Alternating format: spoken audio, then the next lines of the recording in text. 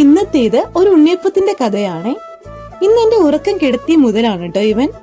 രാവിലെ തന്നെ അമ്മ ഉണ്ണിയപ്പം ഉണ്ടാക്കുമായിരുന്നു. പണ്ടുള്ളവർ പറയാറുണ്ട്, ചിലർ ഫുഡ് ഉണ്ടാക്കുന്ന മണം അറിയുമ്പോൾ തന്നെ അതിന്റെ സ്വാദ് അറിയാമെന്ന്. അതുപോലെയാണ് അമ്മയുടെ ഉണ്ണിയപ്പത്തിന്റെ കഥയും. നല്ല ടേസ്റ്റ് ആണ് കേട്ടോ. നമുക്ക് പ്രിയപ്പെട്ടവർക്കായി മനസ്സറിഞ്ഞ് ഫുഡ് പ്രിപ്പയർ ചെയ്യുമ്പോൾ അതിന്റെ ടേസ്റ്റ് വേറെ ഒന്ന് തന്നെയാണല്ലേ.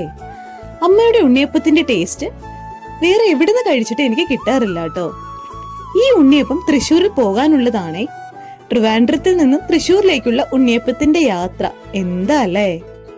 അങ്ങനെ രാവിലെ കുളി കഴിഞ്ഞാൽ അച്ഛന്റെ ഡെയിലി റുട്ടീൻ ആണ് കേട്ടോ ഒരു തിരി കത്തിച്ചു വെച്ചുള്ള പ്രാർത്ഥന. ചിലപ്പോഴൊക്കെ തോന്നാറുണ്ട്, ആരുടെയോ പ്രാർത്ഥനകളുടെ ബലം കൊണ്ടാണ് നമ്മൾ ഈ കാണുന്ന സൗഭാഗ്യമായ ജീവിതവും. എല്ലാ ഡേയ്സും ദൈവത്തോട് ഗ്രാറ്റിറ്റ്യൂഡ് ഉണ്ടാകണം എന്നാണ് കേട്ടോ അച്ഛൻ പറയാറ്. അങ്ങനെ രാവിലെ ബ്രഞ്ചായിട്ട് ഉപ്പുമാവ് എടുത്തു. One of my favourite breakfast. അമ്മ ഉണ്ടാക്കുന്ന ഉപ്പുമാവാണ് കേട്ടോ എനിക്ക് ഒത്തിരി ഇഷ്ടം. നല്ല ഡ്രൈയും അല്ല, എന്നാൽ ഒത്തിരി വെറ്റും അല്ല, മീഡിയം. അതങ്ങനെ രസകദളി പഴവും കൂട്ടി കഴിക്കുമ്പോൾ കിട്ടുന്ന ഫീൽ ഒരു ഗീ റോസ്റ്റിനും തോൽപ്പിക്കാനേ കഴിയില്ല. ഇതൊക്കെ എന്റെ മാത്രം അഭിപ്രായമാണ് കേട്ടോ. 3 നേരവും നമ്മൾ ഫുഡ് കഴിക്കുന്ന പോലെയാണ് അമ്മ അമ്മയുടെ മക്കളായ ചെടികൾക്ക് വെള്ളം കൊടുക്കുന്നത്. ഉച്ച ടൈമാ ഇവാപറേഷൻ കൂടുതലാണെന്ന് പറഞ്ഞാലും പുള്ളിക്കാരി കേൾക്കാറില്ല. അങ്ങനെ ഉച്ചയ്ക്ക് കുറച്ച് ബിരിയാണിയും ചിക്കനും എടുത്തു കേട്ടോ.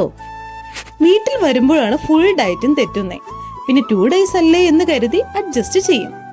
ഇന്നും മാമൻ ഒരു സർപ്രൈസ് തന്നു കേട്ടോ, വരിക്കച്ചക്ക. Varikkachakka is one of my favourite. പണ്ടൊക്കെ ഇത് സ്ഥിരമായിരുന്നു, ബട്ട് ഇപ്പോൾ വളരെ കുറവാണ്. ഇതൊക്കെ കളഞ്ഞിട്ട് എങ്ങനെയാ തിരിച്ചു പോകുന്നല്ലേ. വർക്കല്ലേ പോയല്ലേ പറ്റൂ. ബാക്കി കഥ നാളെ ആകാം അല്ലേ.